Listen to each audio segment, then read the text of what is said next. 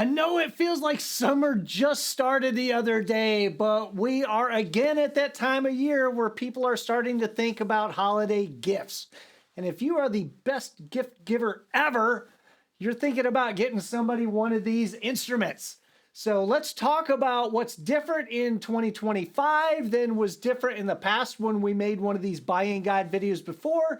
And we'll talk about what kinds of things you might need to have in mind when you're thinking about giving somebody the most amazing gift they will ever get in their whole life. The first thing to know is that electric violins are not sold by skill level or experience level. There are no beginner violins or advanced violins or professional violins. They're just kind of different quality levels that are associated with different prices. But all of the instruments that we carry are quality instruments that we're proud to stand behind these instruments. We are the largest electric string retailer on the planet. Everybody who makes these things wants us to carry them. And these instruments have all gone through a vetting process where we know that this is a quality instrument, that is going to be worth the money that you're spending for it, that they're repeatable. If I get one of these in and I get another one of these in, that they're going to be the same instrument. So if you hear a recording of one and then you buy a similar model, it's going to sound the same.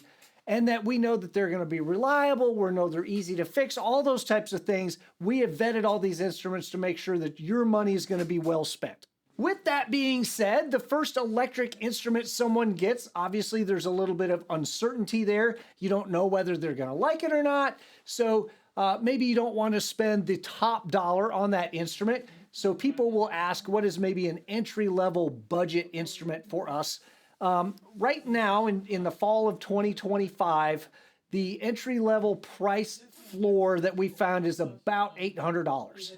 Below that price, you're kind of taking a gamble on whether this instrument's even going to be playable or not. Above that price, you're going to be able to get a quality instrument. We've got some review videos with several instruments in sort of that under $1,000 or around $1,000 category. The Yamaha YEV is one of those. The Gava Novita is one of those. The WS series from Aurora is one of those. And the Oro violin is one of those. Also, the Wave violin from NS Design. A lot of people are going to ask about the Yamaha YEV. You can see one right here over my shoulder. They're extremely popular violins and for good reason. Unfortunately, the supply on those violins is extremely tight right now. Yamaha is having a hard time getting them made and brought into the United States for a variety of reasons. Don't despair though, there are other quality options if the YEV is not available. Obviously, we know that $800+ is a lot of money to spend on a gift for somebody. You're thinking, okay, if I get this $800, $900 gift, what else am I going to have to buy to go with it? There are kind of two basic necessities with an electric violin. You need the instrument, and then you need a way to hear it. With an acoustic violin, the instrument is the way that you hear it. With an electric violin, that's not the case. Acoustic violins kind of make their own sound. You can hear the instrument all by itself, right? Electric violins don't make nearly as much sound when you play them, and that's a pro and a con all at the same time, right? It means that you'll be able to have essentially silent practice in your house where you can play the violin without disturbing people around you. We say that the sound level on these is about the same as casual conversation or listening to a TV at a really reasonable level. If your TV doesn't bother the people in another room, your electric violin playing is not going to bother the people in the next room. The downside, of course, is that you're going to need some other way to be able to hear yourself playing when you're practicing, and that's going to involve some more equipment. You can, of course, just play the electric violin and hear it, but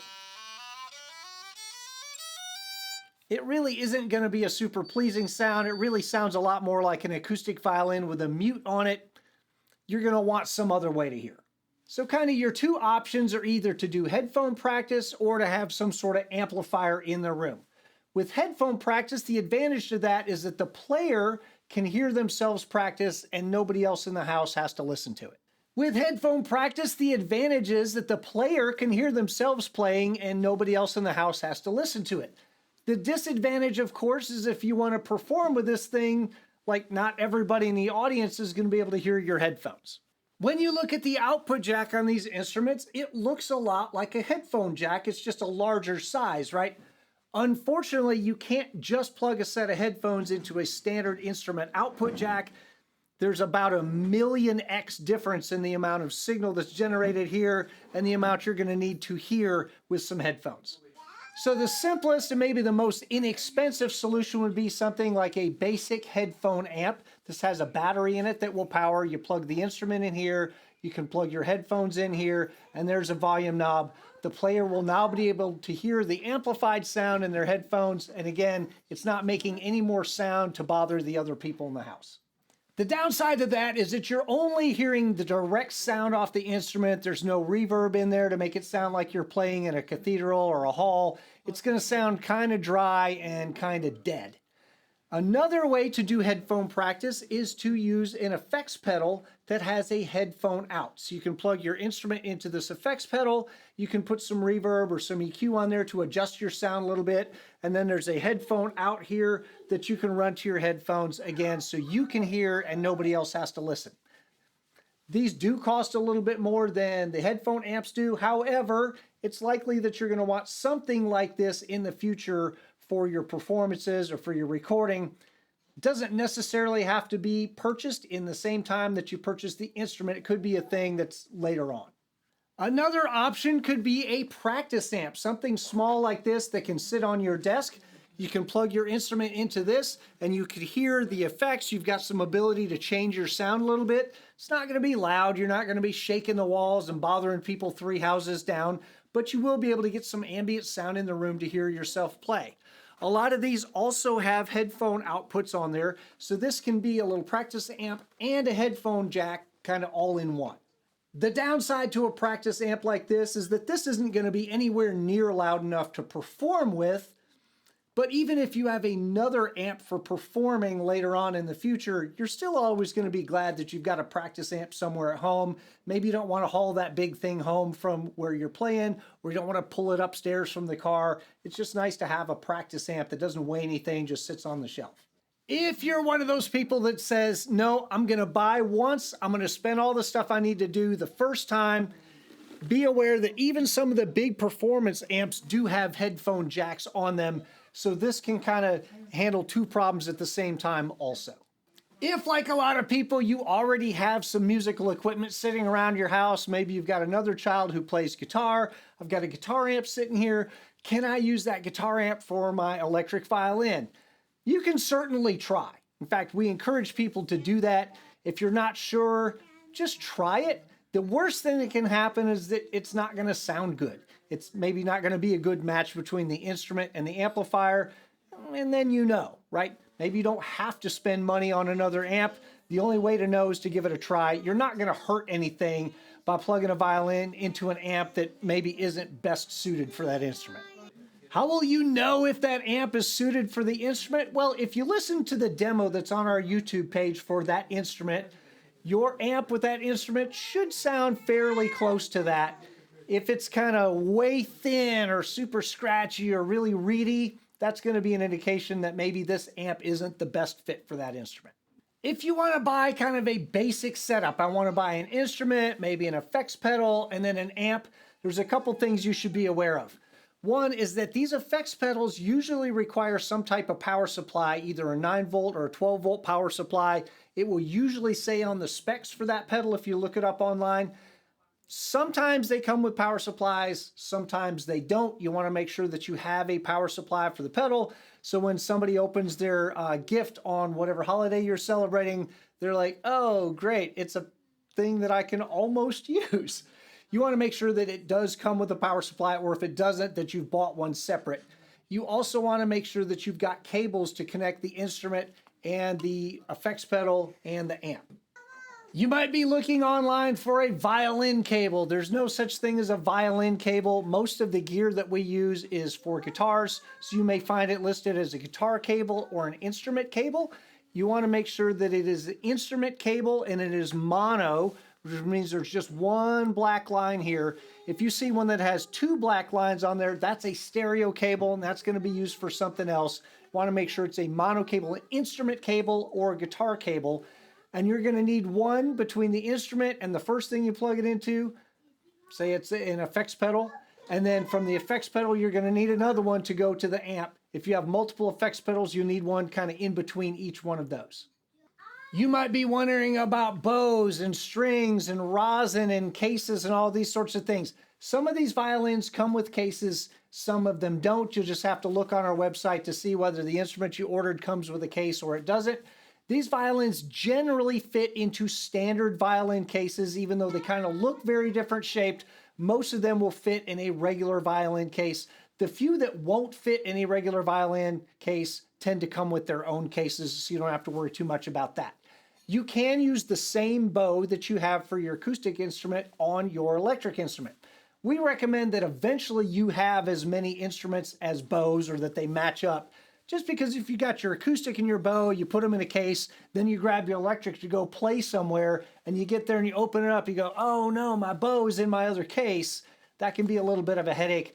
But at first, you do not necessarily have to buy another bow when you buy an electric instrument. You can use the same rosin, you can use the same strings, except in kind of some rare cases, and that will be, again, on our website. There's one or two different instruments that they have to use specialty strings, but it will say on that page on our website. Effects and loopers and all these kinds of things are really fun, and they are a huge part of the electric violin experience, but they are not absolutely necessary on day one. If you've got an instrument and a headphone, or an instrument and a practice amp, or an instrument and a performance amp, you have enough to get started. The thing that we call GAS, gear acquisition syndrome, is real, and it's going to be there for the rest of your life. So if you've gotten somebody started on this electric violin journey, that gear acquisition syndrome, we've got ideas for holidays and birthdays and all that, probably for the rest of their life. We mentioned uncertainty before. Obviously, we've all bought gifts for people and thought that they were going to be super excited to get it. They open it up and they go, that was really sweet of you to think that I wanted one of these. I very do not want this. Thank you, but I don't want this. We have dealt with that before here. We have a 30-day return policy. If you buy this instrument, you give it to somebody with the best of intentions, and they go, yeah, I don't actually want that, you can just send it back. You don't have to worry about it. And we're well aware of how the holiday season works. We know you're going to buy this thing. It may be sitting in a box for 30 days. Then the holiday comes, you give them the gift, and the 30-day return policy is already kind of expired. We're not a mega corporation. We're an employee-owned co-op. We know how all this works. We don't have corporate rules that we have to follow. If you let us know when you buy this thing, it's going to be a holiday gift. I'm going to give this gift to this person on this date. That's when your 30-day return window starts. We just ask that if the end of the calendar year falls within that 30-day policy, just if you can give us a call and let us know, hey, they're not really sure, they're going to need a few more days to try it. That kind of helps us do our end of the year accounting. But yeah, we're going to work with you on this. We know the deal. Also, we know that a lot of our customers, especially if they're trying to buy an instrument for someone else, they're not necessarily musicians. Many times they're not violinists. They don't really know what's going on. If you have questions, you can call us here at the shop. You can email us at info@electricviolinshop.com. You can hit us up on the social media networks, on Instagram, on Facebook, on YouTube, on TikTok, and all these different places. Feel free to ask us questions. We are here to help. We love talking about this sort of thing. Please reach out to us, and we would love to work with you to make sure that the person you're buying for is getting the gift that is going to make them super happy.